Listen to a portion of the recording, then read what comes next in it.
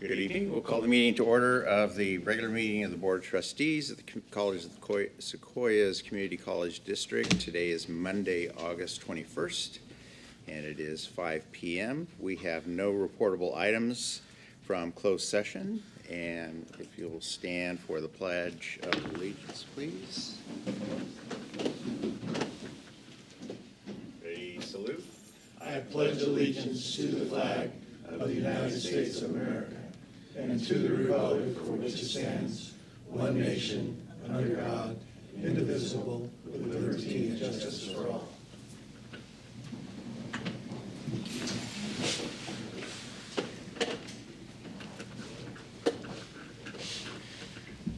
All right. First item under the call to order is oath of office for new student trustee, Madison Parker. President, Superintendent Trent Kelly. Yes, come on down, Madison. First of all, congratulations. Put a big round of applause for Madison Parker.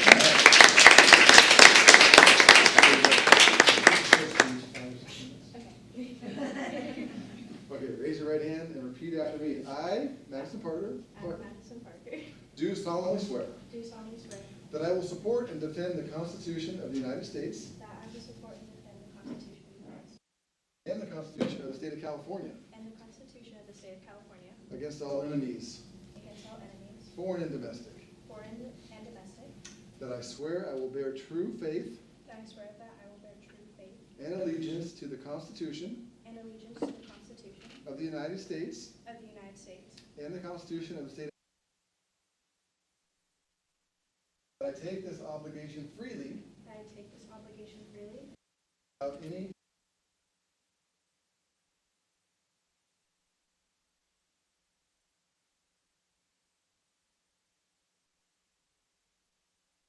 faithfully discharge the duties upon which I am about to enter.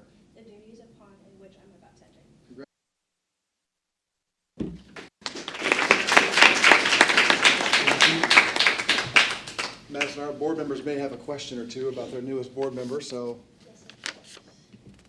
I think my partner here, Greg, has been kind of... I've been grilling her already. Grilling her already. So you want to finish up, Greg? Did you want to share just a brief background for us? Sure. I think too intrusive. Well, my full name is Madison Elizabeth Parker. A lot of my friends call me Maddie.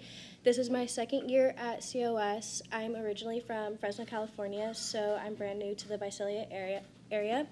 I am going to graduate at the end of this year with my associates in business administration, hopefully going to Fresno State to major in marketing or finance.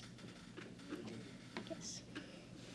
Madison represents the student body on the board, so we appreciate your interest and willingness to do that. Yes. Very critical. On to public comment. Per board policy 2350, any person may address the board at this time, either on an agenda item or other matters of interest to the public that are within the subject matter jurisdiction of the board. Maximum 5 minutes is allowed each speaker, and a maximum of 15 minutes per item unless otherwise extended by the board. Do we have anyone in the audience that would like to make a public comment concerning an item on the agenda? Anything? Do we have any?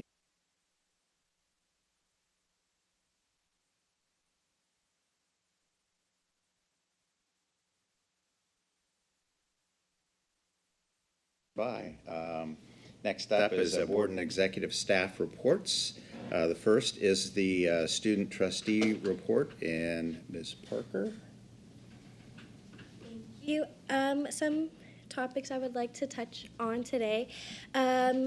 This upcoming semester, we are going to have a lot of fun events. Our first event being our club advisor and officer training, hosted on August 25th. This advisor training will bring all the club advisors as well as their active officers to discuss topics such as cash boxes, cash requests, any funds, stuff like that that they can use towards their club. Relating back to clubs, we do have our upcoming Club Rush on August 30th and 31st. It's going to be a 2-day event, so all students that are here on the dual days will be able to experience this event. This, like I said, will be hosted August 30th and 31st from 10 a.m. to 1 p.m., so most of the school day, of course. My last topic, which I am very excited about, is since we now have our new football stadium here on COS's grounds, we will be hosting a football tailgate that I will be helping putting on. It will work the same as Fresno State tailgates. Of course, we'll have food for students and family members, players, stuff like that. We will also be having lawn games as well, so lawn games such as cornhole, Connect Four, just to bring focus to this new stadium in support of our football team, cheerleaders, and overall College of Sequoias. But that is all I have. Good. Yes. Glenn? So, did you mention that, is that for the first football game, which It's- is oh, yes. September? It's going to be the home game on September 16th. September 16th. Yes, sorry, but I forgot about the date. Next up is the board member reports. Trustee Sherman? The only question I have, I see a lot of new faces in the audience. Hopefully you're not introducing everybody that's here. We might. I hope so. Okay. Keep popping off, we just might. I have no report. Okay. Trustee Nuez? So I hope you are introducing everybody. Good to know. Like all the others, board members here attended the convocation Friday or so ago, and as usual, it was excellent. Also, the refreshment get-together afterwards in the newly renovated Moro Gym. It was very.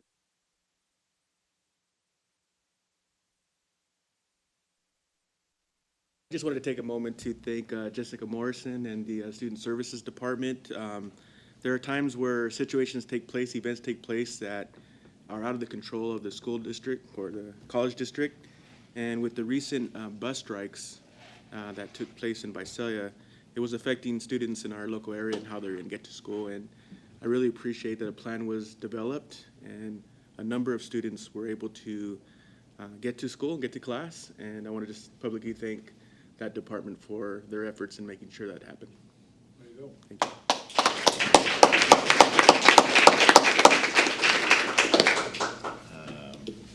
Trustee Lori Cardoza sends her regrets. She was unavoidably detained, but is here with us in spirit, I know. I have nothing further to add to what was provided already. Next up is the foundation report, and Mr. Foster. Good evening, trustees. I have that on September 26th, the COS Foundation Board will be having their strategic planning retreat. And so I just wanted to invite you, if any of you have any input as to what the foundation should be prioritizing, or any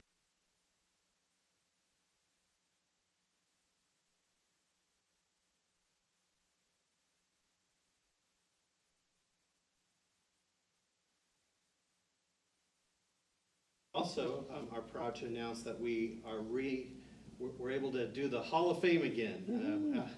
2019 was the last time we were able to do it. And so after 3 years, we have a new induction ceremony coming up.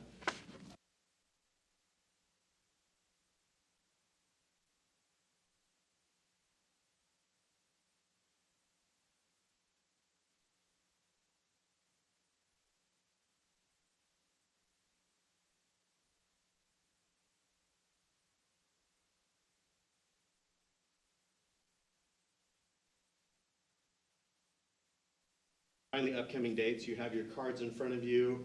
They include the COS Retiree Brunch. I know you're all not retirees, but it is a great event, and we're looking forward to trying to host them in the new Educational Support Services Building.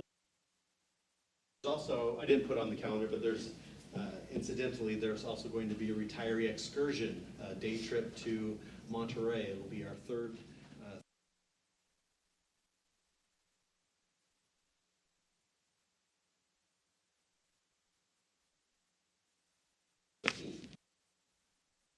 Brush Party on October 13th, on Friday, from 6 to 9 p.m. It will once again be on outdoors, like it will be laid out similarly to last year.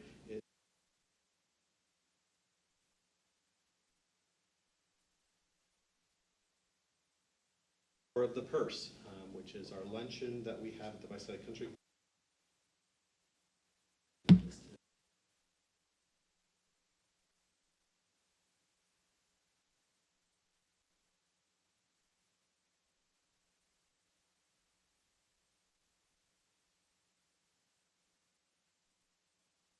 Hoping I have a date locked in for you, but just to kind of tease it a little bit, we are planning on hosting an estate planning seminar for our COS retirees and COS.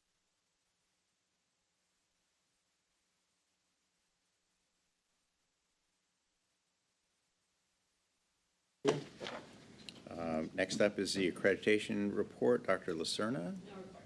Okay. Superintendent President's report. Dr. Kalman.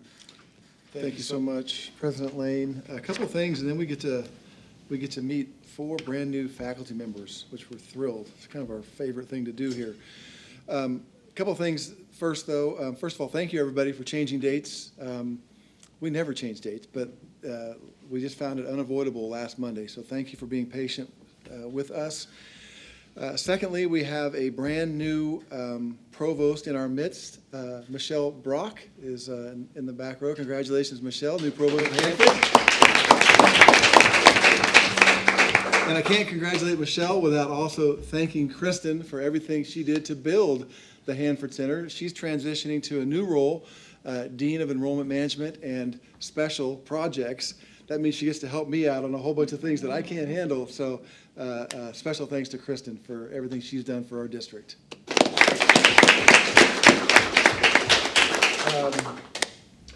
So you heard me say a convocation. Fall or summer was our largest summer ever, 100 years. Went over 940 full-time equivalent students this summer. Unbelievable. And right now we're teetering on the largest single semester of enrollment in our 100-year history. We're about a half a percentage point above where we were fall of 2019 and holding. So we're really, really excited about the enrollment. That's not the case statewide. A lot of our sister colleges, there's 115 colleges in our system, and at least half, but maybe 2/3 are still really struggling with their enrollment. So we're pleased about that.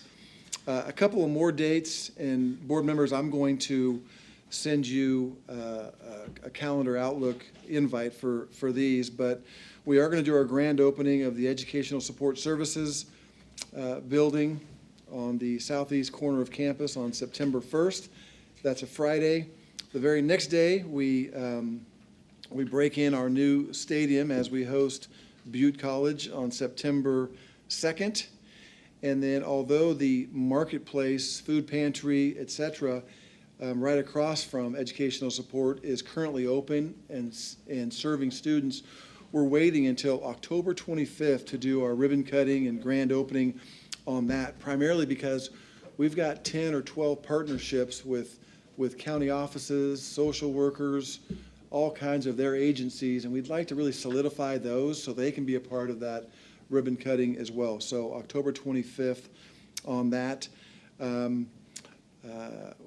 Want to reiterate something that I shared over our email system, and at least one of the local media groups, the Sun Gazette, picked it up, but COS was also recognized as one of Forbes' top 100 employers list, which, to be honest, somebody brought that to my attention, and I just figured it was some kind of a advertising gimmick, expecting us to pay for advertising or something. That's just how jaded I've become about such things over time.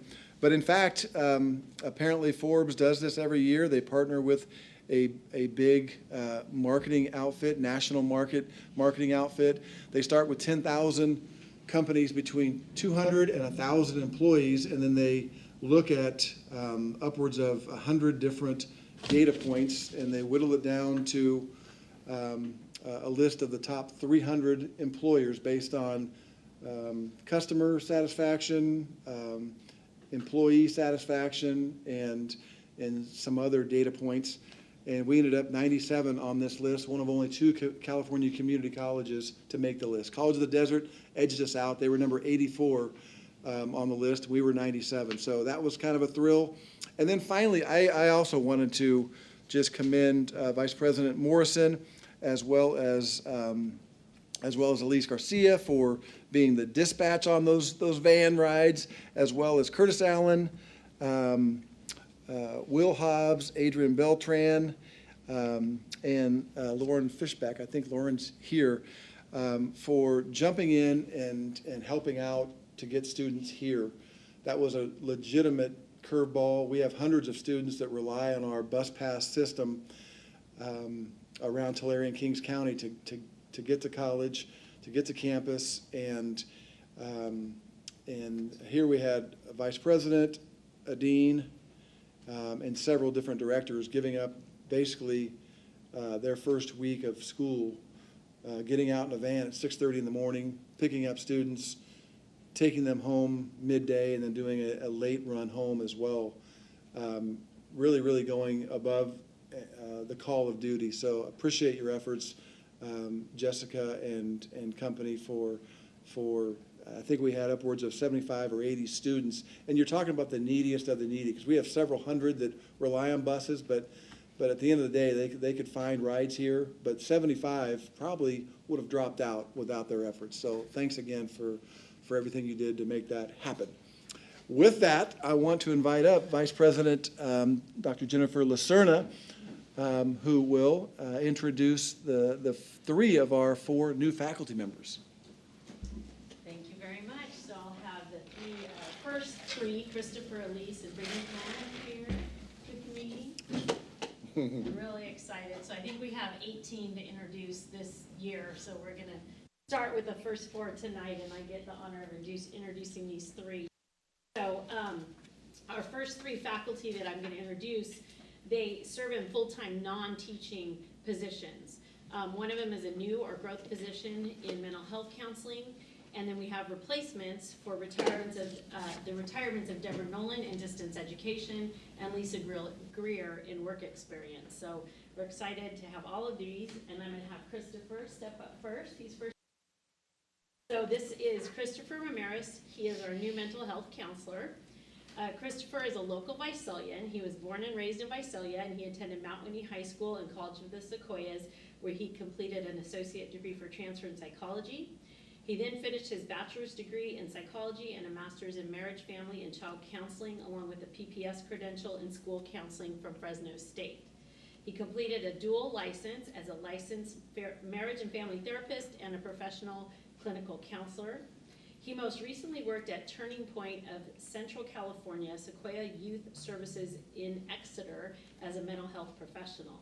And the cool thing is, during graduate school, Christopher completed his clinical practicum hours here at COS in our health center, which is where he is now employed. So he enjoys self-care and exercise by going to the gym, meditation, and he recently took up yoga. So please join me in welcoming Christopher Ramirez. Hey.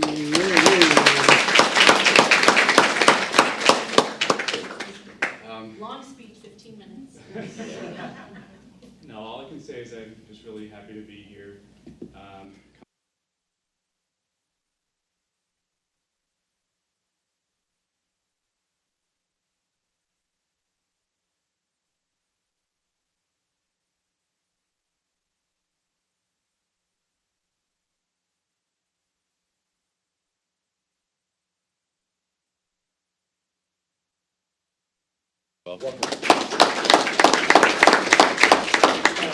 Just not necessarily for you, but, and welcome back, but is this like a new position for mental health? Or are you replacing someone that's retired? Or This is the one growth position. So we've had one mental health counselor, Jill Mays, and through program review and all the other requests, they were able to grow it. It was much needed, and so we're really excited to have a second full-time mental health counselor. Great. I'm real pleased to hear that. Thank you. Thank you, Christopher. Okay, our second person is Elise Baker. She would like to step up here. So Elise is our new distance ed coordinator, and yes, this is a replacement of Deborah Nolan from a few years ago now. Elise attended Fresno City College and Fresno State to complete her bachelor's and master's degrees in communication. During her master's program, she designed and implemented training for new graduate teaching assistants in pedagogical best practices and instructional design. And prior to joining COS, she worked full time at Fresno State, and she ran the entire Peach Blossom Festival. So if you guys know that, that's a pretty big undertaking, including having to transition that to online during the pandemic. So we think she'll be able to handle our online stuff. She has taught communication at Reedley College, Fresno State, Fresno City College, and now at COS. She's also teaching adjunct communication for us. She has very close ties to Visalia and to College of the Sequoias. Her grandfather, got it right, Joe Barba taught English at COS for 31 years and coached our cross-country team for 24 years. He met his wife at COS, who also taught here for 17 years. Her father, okay, now I'm getting the father part. I got this all messed up several times during convocation. Attended COS as a student in the 70s. So you can say Elise is a third-generation giant. In her free time, she enjoys reading and gardening. She has over 100 houseplants. She enjoys yoga, camping, and hiking. So please join me in welcoming Elise Baker to COS.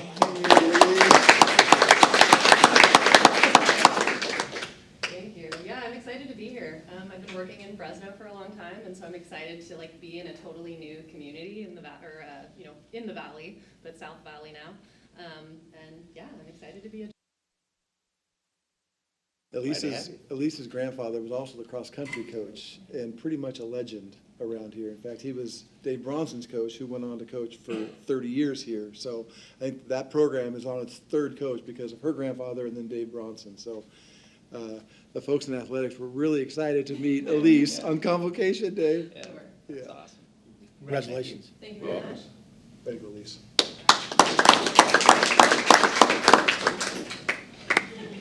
Okay, and so I would also like to introduce Brittany Faulkner, who is our new work experience coordinator. I can't talk.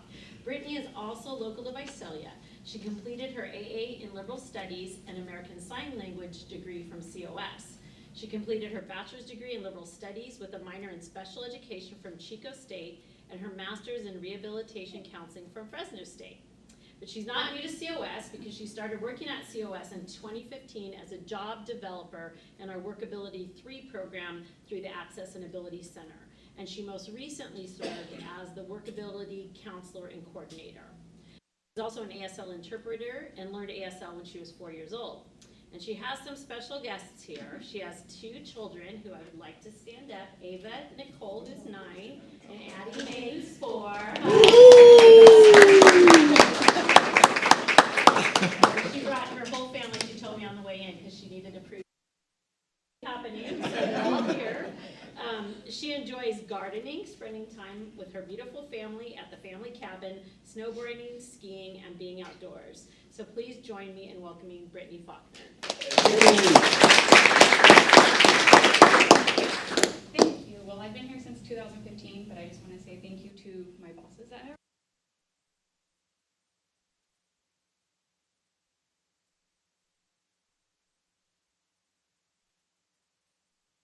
Who else do you have here with you tonight? I have my mom, my dad, and my husband. Because like I said, I had to prove to them that I am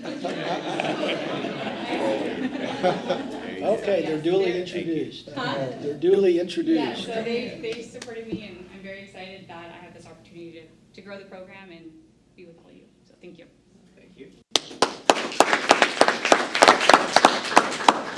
Thank you. We're going to head out and switch over to Jessica.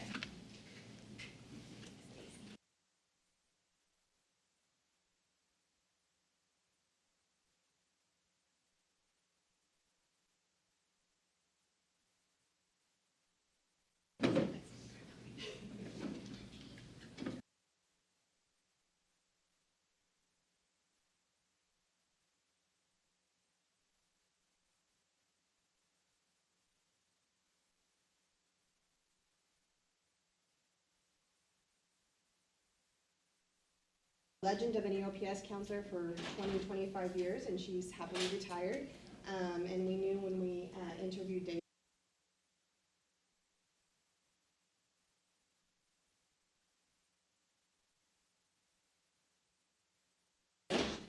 where she served as the STEM pathway counselor.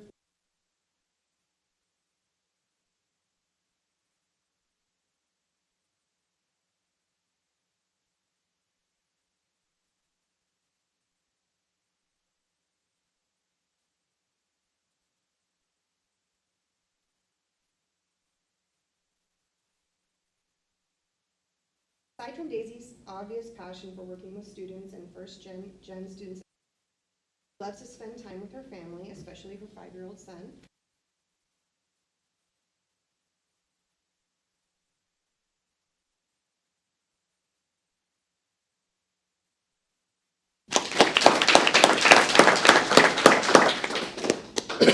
I'm very excited to be a giant. I'm like Jessica.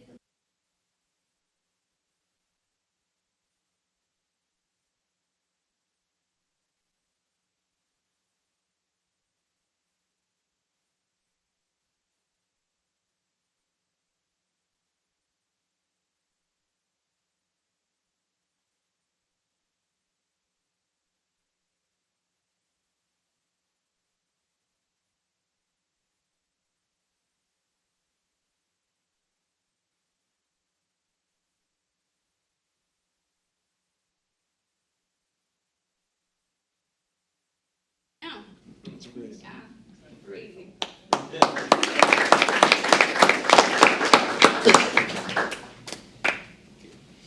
That concludes my report. All right. Next up is the report from Academic Senate President, Mr. Arzola. No report, sir. No report tonight. Thank you for being here. Costa President's report, Ms. Redden. I have no report. I just want to say, though, welcome to the new. Gosh, yeah, All of it, yeah. if you haven't already. Yes, awesome. Ms. Kane. No report for CSEA. COSAFA, Ms. Alberti. Let's see her. Okay, moving along. Next up is the sabbatical leave report, and I think it's going to be introduced by Dr. Lucerna. So, Milena, come on up. So, very excited that Milena Saeed, she's one of our wonderful librarians, and she was on sabbatical in spring. And so, as in accordance with the our contract and all of the other requirements, she is here this semester, or today, to present her sabbatical proposal and her findings, which were to complete a diversity audit of the COS library collection and provide baseline data that capture the current COS library collection.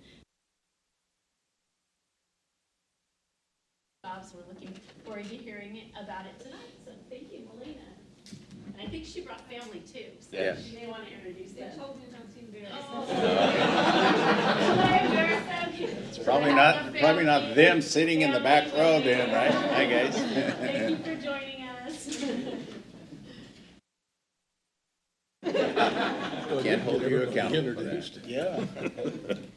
I probably won't go under 5, but I'll try my best. So, good evening, everyone.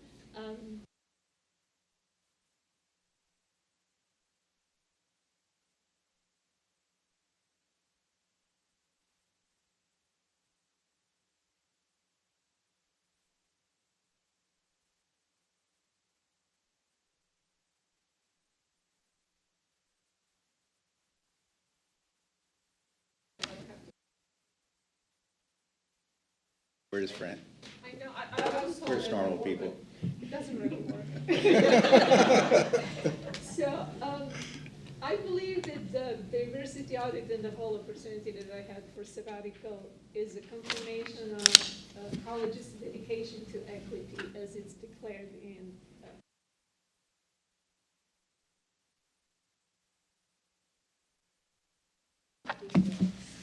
in practice. I do want a special thanks to Megan for, bearing with me and accepting like very last minute changes when I started panicking. I thought it's kind of fun to present myself with the data because that's what all of what I was doing last. So the numbers in parentheses are actually the Tulare County latest census data from July 1st, 2022. So this is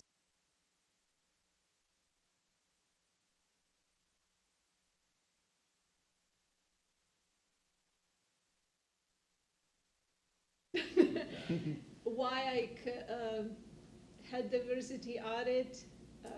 This is kind of joke because how much science there is in library science. So we do have 5 laws, thanks to the gentleman on the picture, Dr. Shiali Ravamrita Ranganathan. So he was a librarian, mathematician, came up with those 5 laws. So when I was reminding myself of the laws, I believe that 2 and 3 are very closely to my reasons why diversity.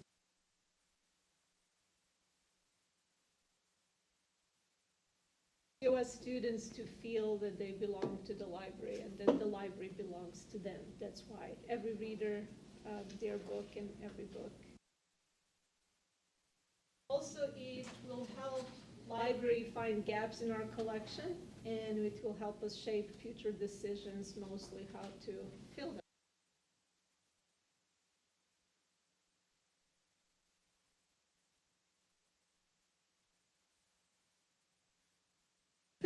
That is also on the website.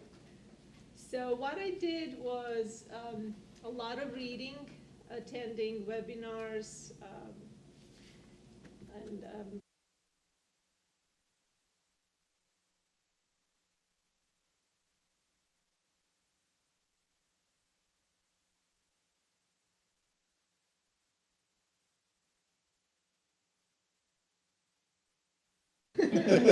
thing to do. I wish I could bug a lot of my colleagues, but it wouldn't be fair. So collected a lot of diversity data and then analyzed. Yeah, Dali, I do feel for your department. But it was fun. Crunching data was fun. And then I planned the next steps. So you will see the categories that I decided on and the subcategories and all of that so in bold are the categories that I decided to focus on. So it's race and ethnicity, gender, sexuality, disability and health, and neurodivergence. And this is probably a good time to mention that the process of organizing humans into fixed categories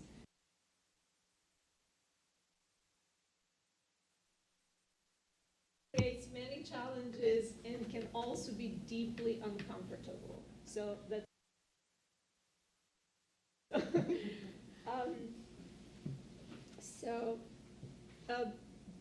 the biggest discrepancy that I found is actually the first category, and you will see details that are pretty shocking, I dare say, in the next slide. So for gender, I didn't have any surprises. For sexuality, you know, I found pretty good LGBT plus representation.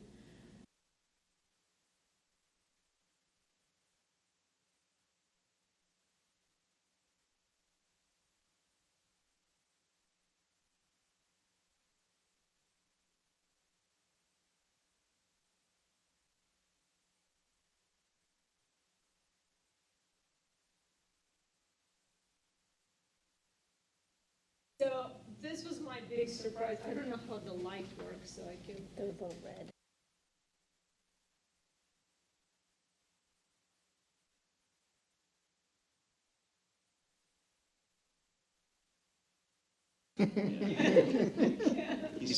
Anyway, so the blue column is, so what I was auditing, you know, is main author or editor of each title and then main subject and character. So I compared those with the student population. So the numbers, the red would be students, where it's LMHC standing for Latinx, Mexican, Hispanic, and Chicano. 70% of Hispanic students. However, in my audit, I found that only less than 7% of audited authors belong to that category, less than 8 subjects. So that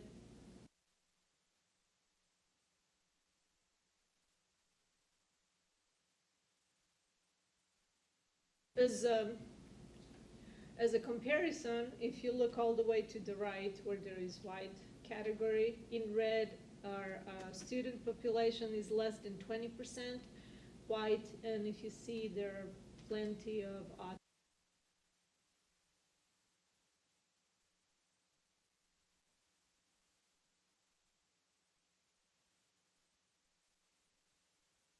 So that, could I? Oh, sure, please. So I'm trying to, and it drew my curiosity on the slide before, where you said, where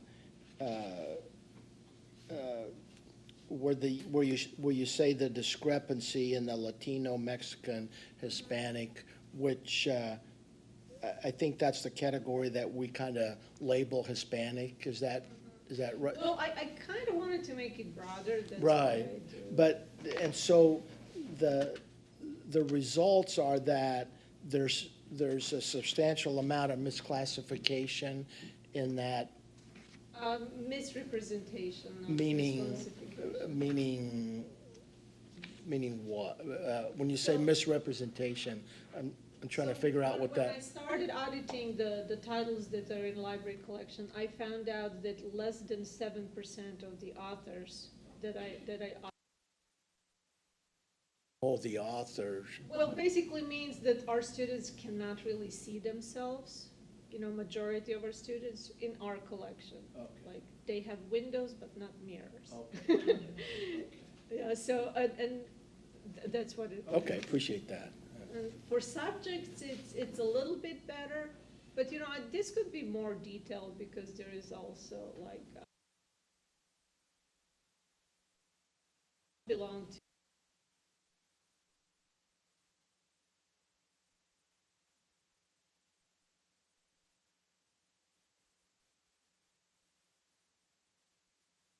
I do have a question. I didn't know this would be interesting. When Definitely not 5 minutes. when it comes to students, like when you gathered like the race, ethnicity, gender, and all of that data, did it come from like our applications that are submitted by students? Or am I getting too far ahead of you? I use the Dallas office a lot, our research. Got it, okay. Research and planning. I use U.S. Census report and data map, Mark.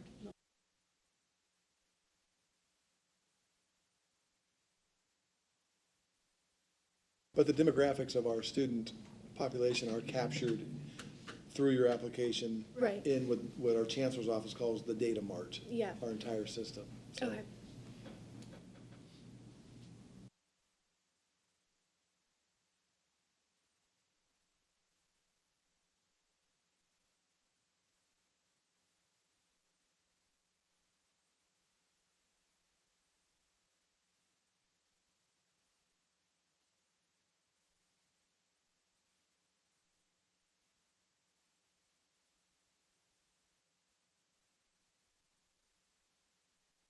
Though most of the librarians were female, they read those reviews, so that's why there is discrepancy when it comes to books that were.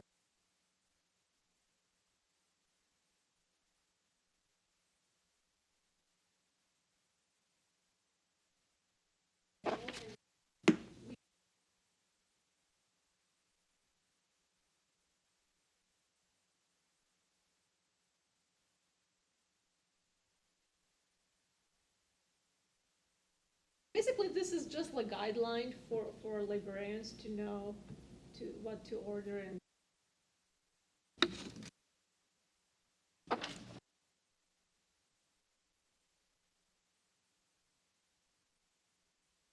I chose not to include the students because it's, I mean, you can see my justification in the brief.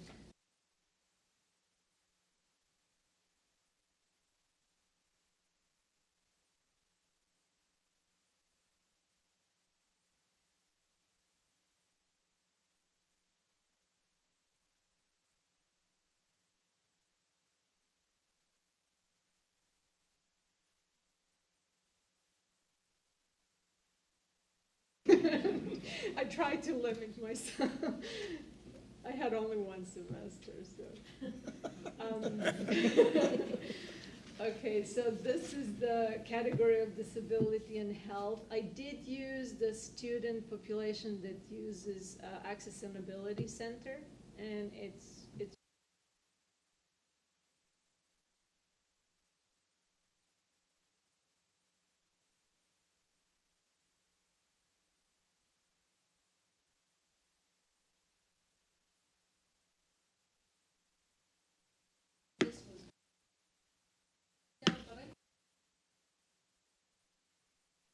I did tweak some data trying to figure out which part of students that use Access and Ability Center are neurodivergent versus neurotypical.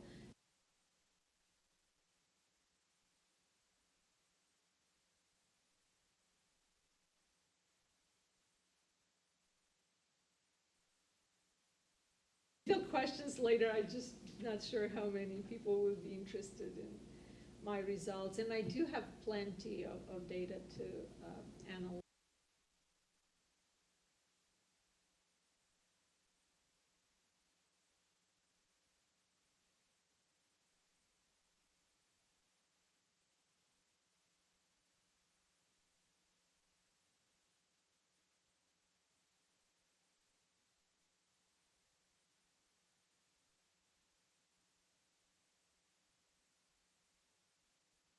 Basically,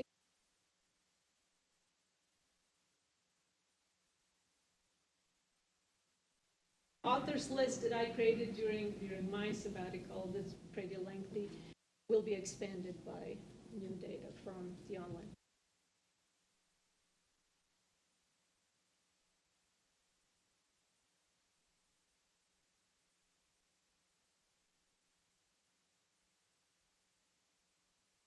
This was created by Associate Professor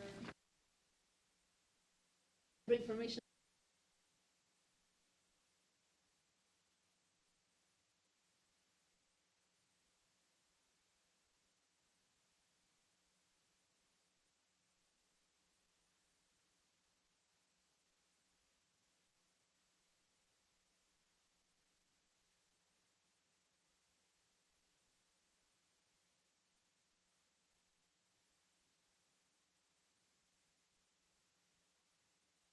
Question. So is the online form for the new tile selection, is it like submitted for like students for like books that want to be purchased or like not purchased? For librarians. Oh, okay. You know, when we, but student could suggest a title and then we can.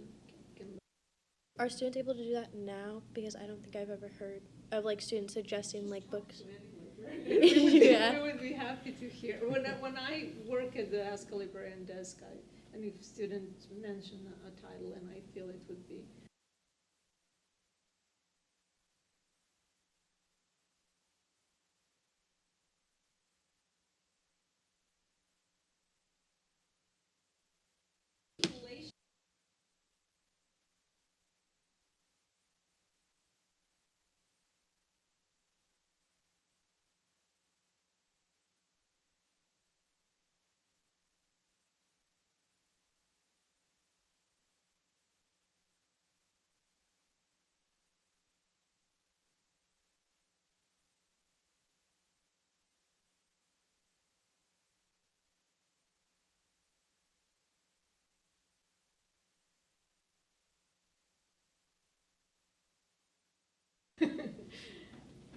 Fabulous job, Thank Melina. you. Not only interesting, but clearly it's going to be useful for your entire division. So thank you very much, campus. Thank you. Appreciate your I would say you're a real good reason why we should do sabbaticals.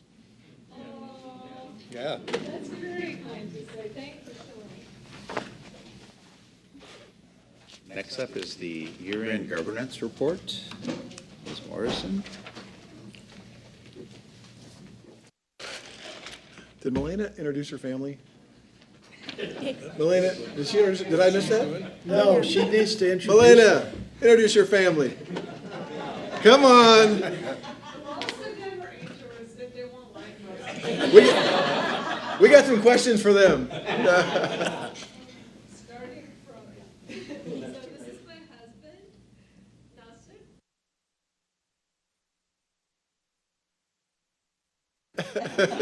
My kids still have the whole last name, so it's Sayed.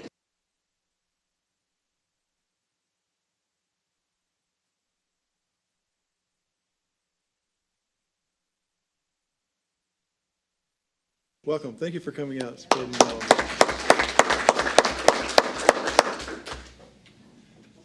good evening.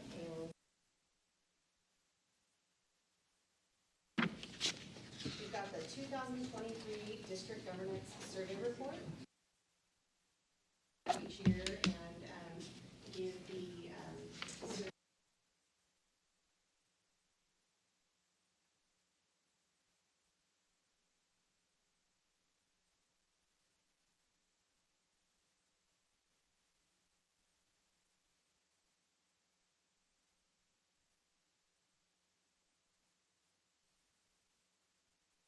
five subjects.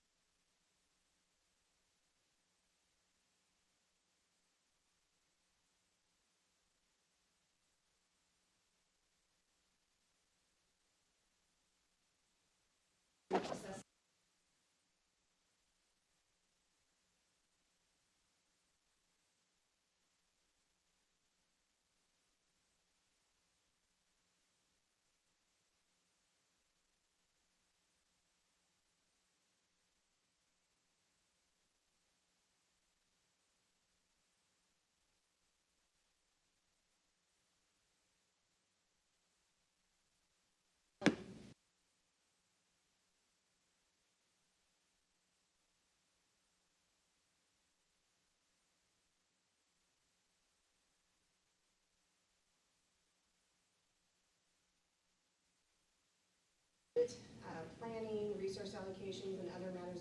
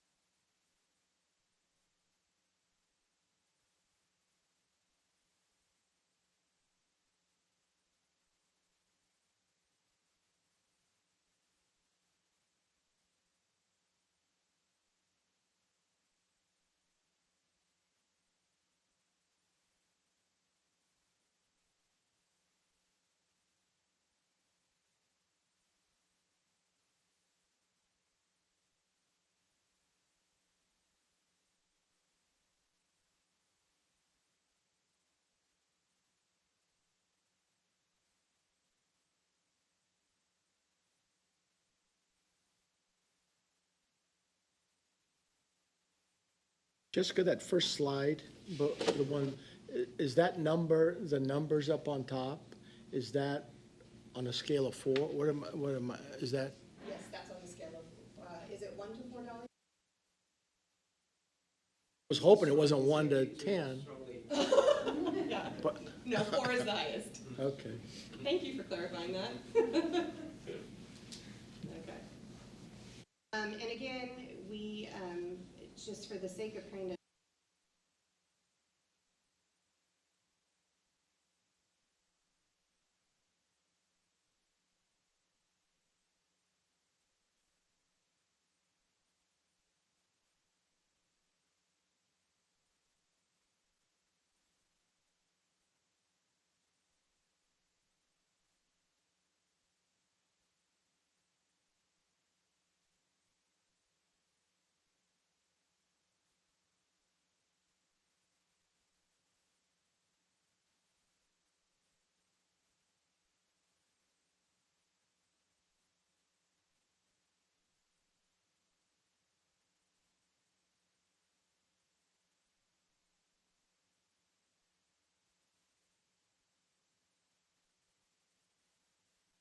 I was like, what? What'd I do? Every single year, blocking your image, but every year Megan gets a shout out from different folks on there. I know everyone sees how you hold us together. You hold me together before those meetings, during those meetings, and you're just really appreciated in DGS. So Thank you. just we appreciate you. Mega, mega. I appreciate the folks that continue to make those comments and recognize it. I just want to add that before I open it up, if there are any questions, I have served in this role for 6 years as the co-chair. Carolyn.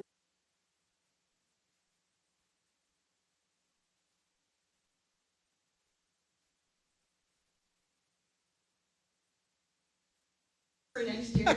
So I just want to say thank you to all the people that I've been there, and it's been a fabulous 6 years, and I may be back, but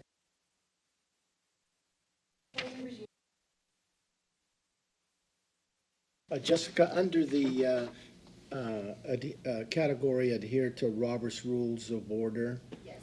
I see one item there that is lower than most others. IPRC, I'm not sure I know what that is. Yeah, that's the Program Review Committee, and some groups kind of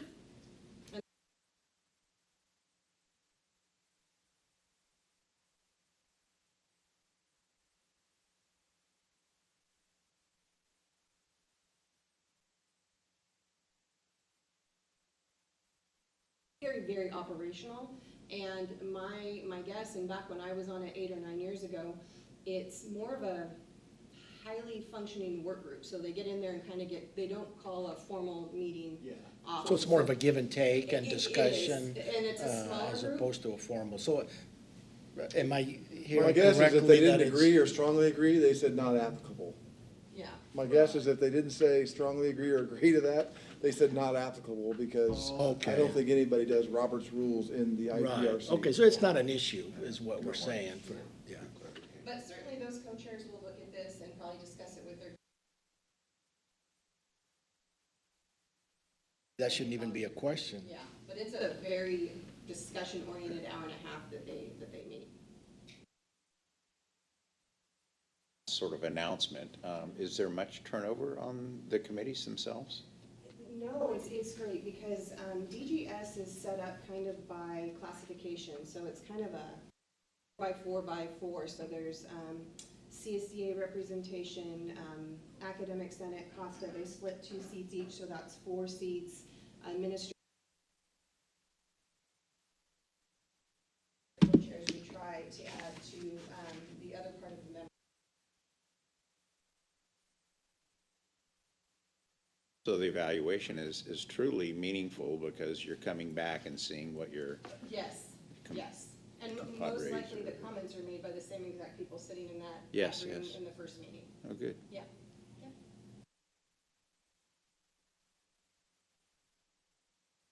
Much, and thank you for the 6 wonderful years of leadership. We'll see. Thank you.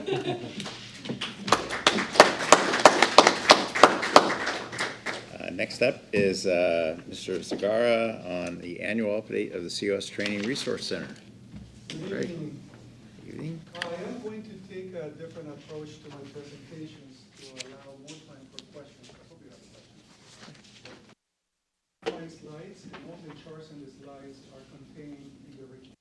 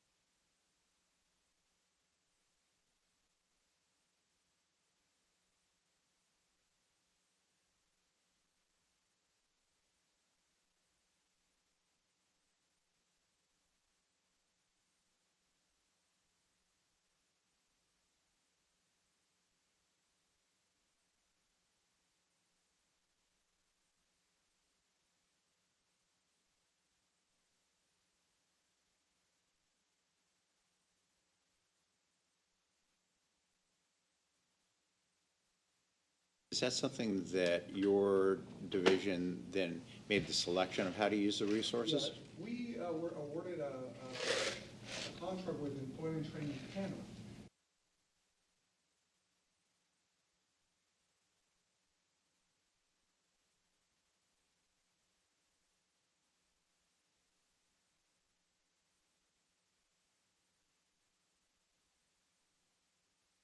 They gain access to our Employment Training Panel contract.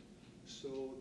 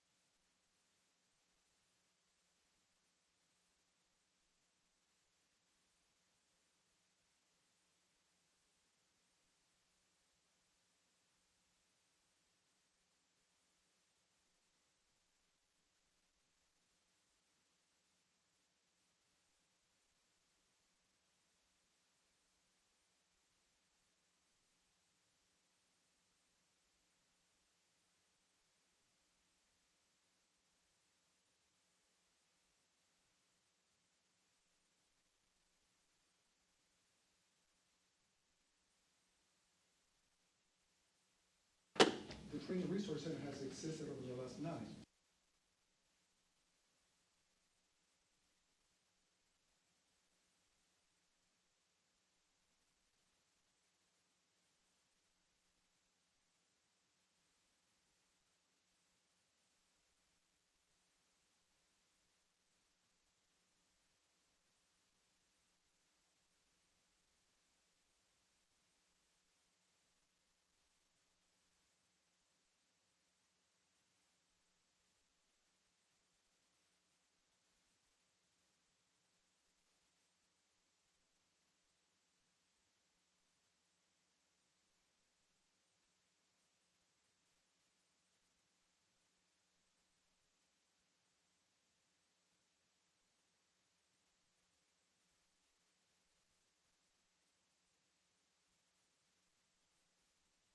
Oh, west, okay, that's the, when you said, I was thinking the one on the north, that's a different. This is, you can see it from the freeways. Right. As you, close to the Plaza Drive exit. Yeah.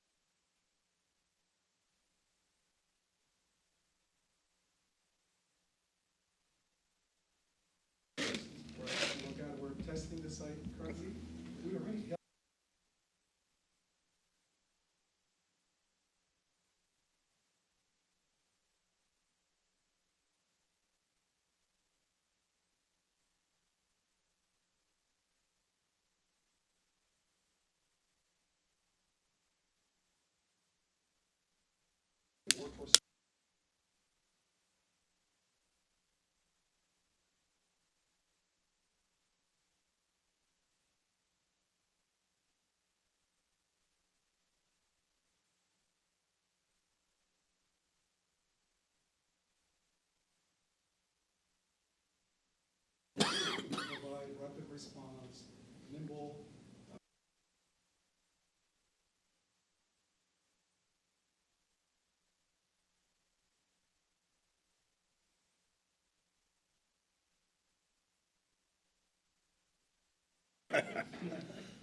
Also, as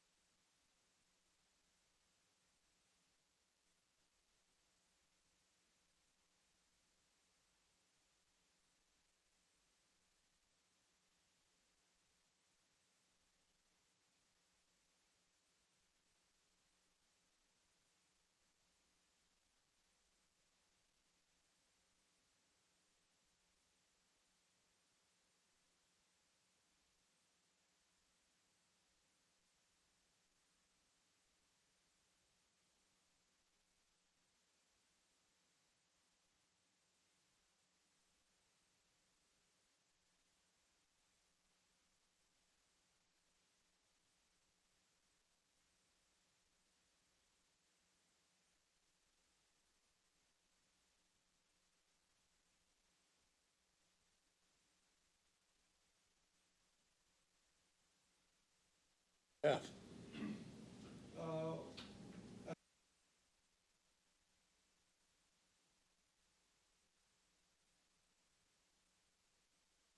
First, I say the first 7 years were 3. The last year and a half.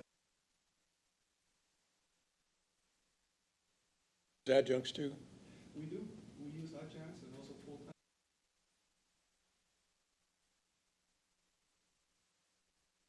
Good job. Thank you. Any other questions? Very good trend, I see. You noted on the self-paced, Yes. right, that they weren't included in there. I'm curious, I probably just don't remember it, but have you done self-paced for a long period of time? During COVID, we did with our own.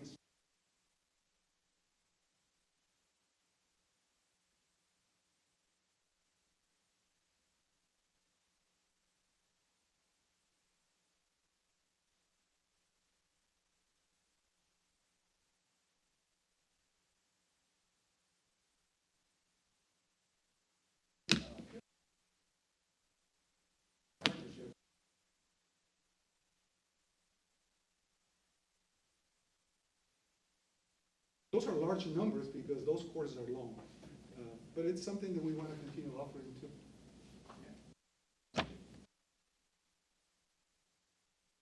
Great job. Report, Yeah. Good trends. Next up is the annual staffing report. Mr. Bratch. Hello, it's that time of year Yes. again where I provide the board a snapshot of our annual staffing reports. This year is kind of consistent with what it was last year with regards to our total number of employees. We went up 6 employees from 761 to 767, and that includes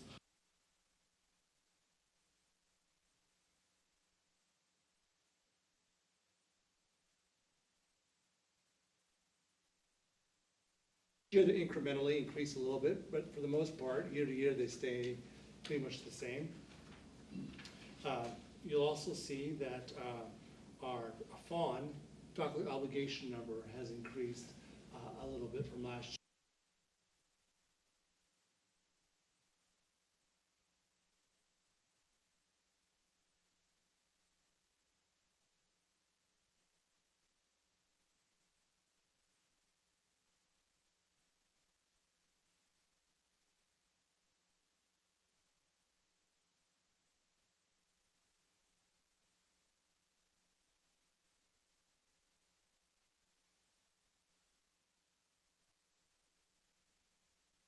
Final 38 pages, it's naming all of the employees we have throughout each department and throughout each of our campuses throughout the district.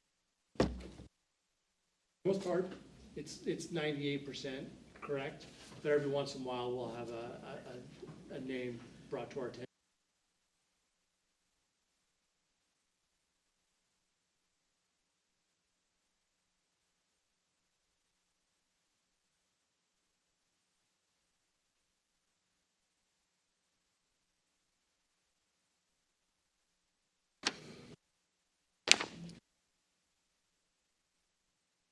No questions for me. One, I appreciated the last 38 pages, not necessarily because of the names, but just it helps me to focus like where our resources are, where the bodies are in there. So that was interesting to me. I use Thank it you. throughout the year as well, just because with so many employees, you forget what our staffing is and where people are and the departments throughout the campuses.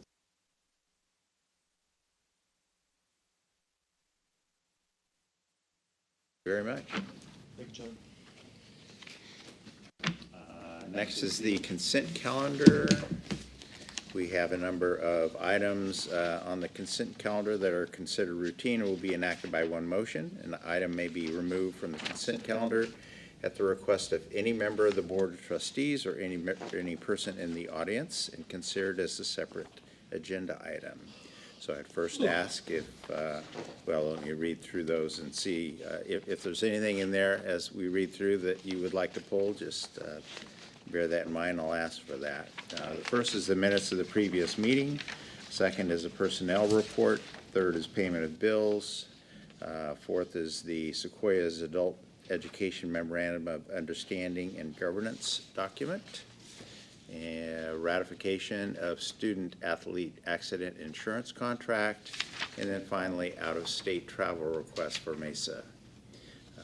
Any item wishing, any member or member of the audience wishing to pull any item off of that?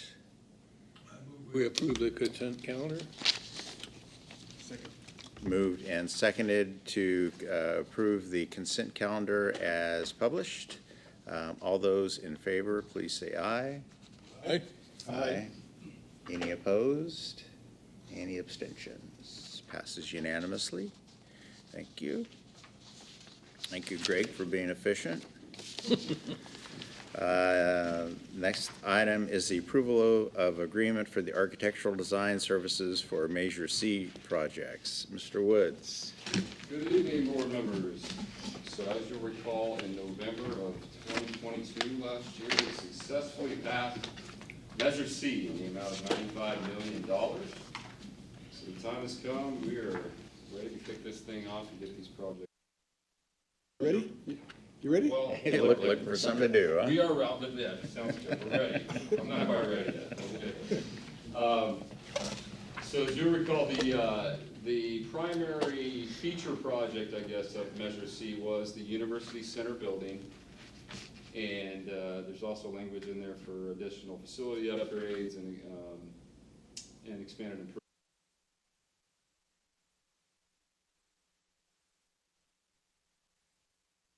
So, as indicated in the master plan, in fact, Megan, will you skip to Whole entire attachment? I think it's 2 pages later. There's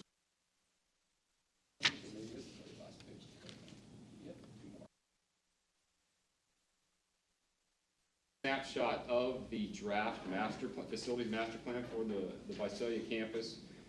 Our master plan is currently in the EIR process right now, the environmental impact report review process, and we'll be taking that to the board for approval for adoption once that is all concluded. What I was getting at is in the Measure C project, it is related to the facilities master plan, and the next project on the list for our master plan is the University Center, as indicated in the green screen. Following that, we have the Student Union building, which is kind of the diamond-shaped building in the cyan.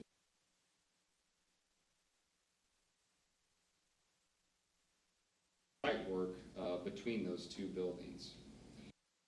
So we recently contacted Teeter Architects. They have been one of the primary architects that the district has been using on our recent projects.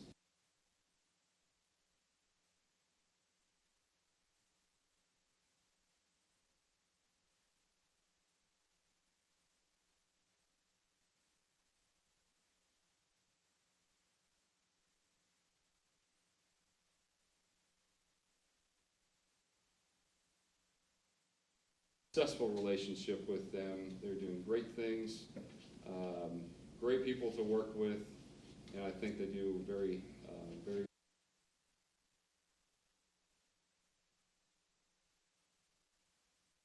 With that, we reached out to them for proposals to perform the architectural services contracts for all of these projects in Measure C.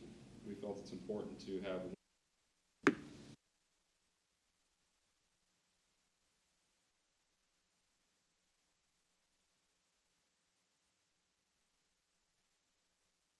out the projects as we'd like to, either one large project, 3 separate projects. In this case, it will likely be 2 projects, possibly 3.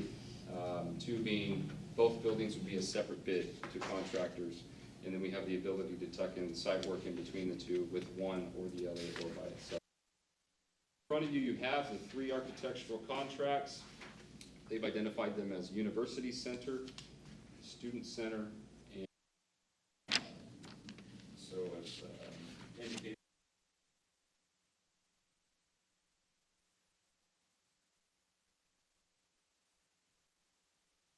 Estimated construction cost, and I've had a few meetings with them now to identify an estimated construction cost. A lot of this goes back to the board retreat we had in January of this year. And I presented to you just a brief scope of work, estimated costs, schedules, and so the total of the 3 contracts would total $7.4 million, just over that. And tonight we are bringing that to the board for approval of all 3 contracts. Now, this, I mean, they don't take involved with the buildings we're gonna have to tear down and that kind of stuff, do they, or do they? Not for their fee. Okay. No, this is simply just the construction improvements. And what's a contractor do that, or a demolition company? The demolition company will do that. In fact, well, I take that back. The construction package will include a demolition cost, and they do get a percentage of that. So yes, I apologize, yes. Byron, are these projects, the university and the student union, are those concurrent projects? Or is one project then the other project, or? There's a sequence going on, yes. There's space construction, as you'll see, I think it's the 3rd to the last page in your packet there. There is a little colored bar chart of when everything will start and when it will, the estimated completion date. I've also indicated that, I believe Yeah, the background, paragraph 1 of the agenda item, estimated duration of construction for all 3 projects is June of 25 through June of 28. The idea would be to focus on the University Center first. That would take priority. So between that and the promenade, we would initiate construction. Then about 6 months later, we'd fall back on the student union with the idea that they would both complete around the same time.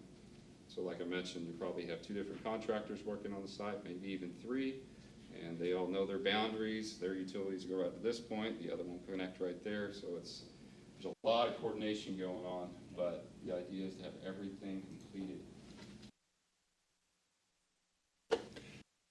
And coordination with the city. I didn't even bring that up too. But. And like we've discussed a couple of times, we're trying to time this so we only do one bond issuance, if you will, the entire $95 million, so that our taxpayers only have one item on their tax bill. If you do 2 or 3 or 4 different issuances, they'll end up with 3 or 4 line items on their bill.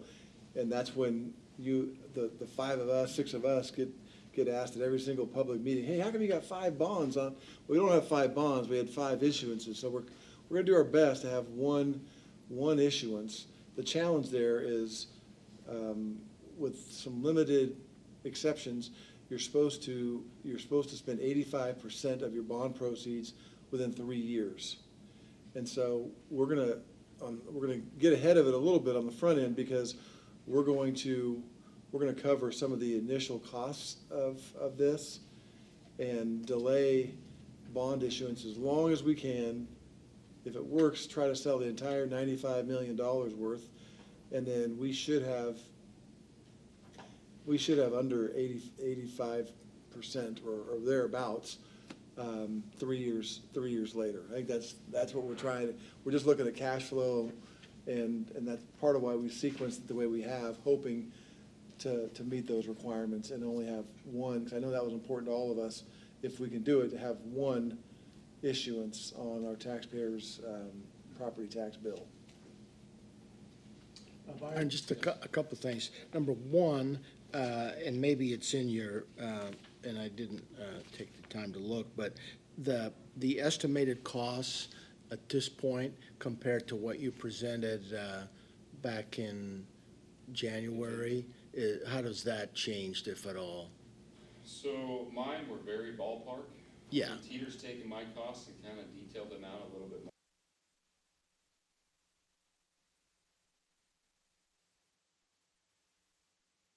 Back, and we're going to get the square footage that we need at this cost, and then there's a little give and take going on. It's kind of when we're preparing the budget, it's a moving target, really. Right. So we'll focus on designing the university center based on the scope of work that we need, X number of classrooms, X number of offices, get the square footage, identify that cost, fine tune that project budget, and then we'll dive into the student union and all the site works. A lot of moving pieces that we'll be fine tuning. As far as how it compares to January, I think we're right on target. I think we were very close. Then, should we approve this, and again, it's probably in the detail here that I failed to see, but how are the architectural fees paid? Are they They bill us monthly. proportionally Yeah, based on work done, based on the? Percentage based on phases. Okay. Yeah, so there's a design phase that we pay against. And So we're gonna be paying this with operating capital that we have now, that we'll get back when we issue the bond? Correct. Okay. So I think as of January, we looked at it originally, it was about $5 million that we need to float.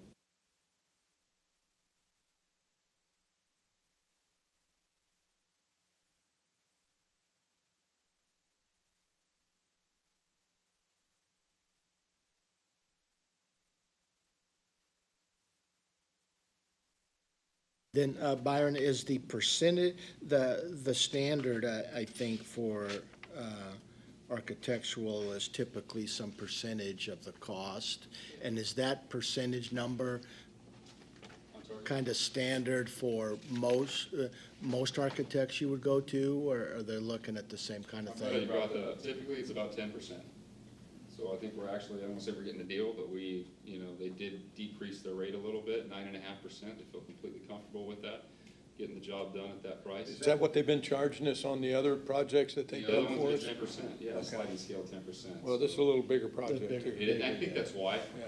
Yeah, we get 9.5% on the two projects. You'll see a fixed fee on the promenade. That actually is more about 12.3 or 12.6%. Because of the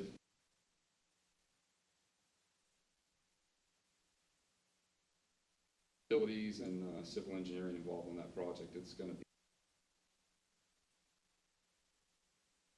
Byron, does Teeter have an office locally here in Visalia, or are they?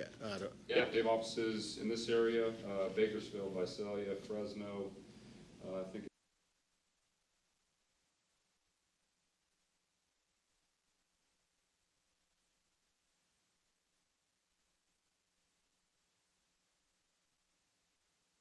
I'll make a motion for approval of the proposal as presented from Teeter.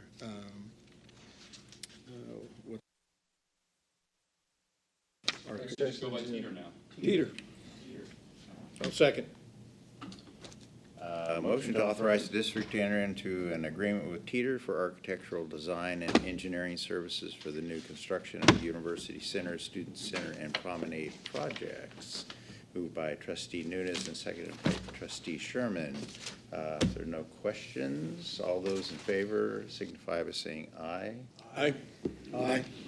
Any opposed, the same. Any abstentions? Passes unanimously. Thank you very much. That concludes the agenda that we have for this evening. And if there's nothing else from the board members, trustees, we would stand adjourned.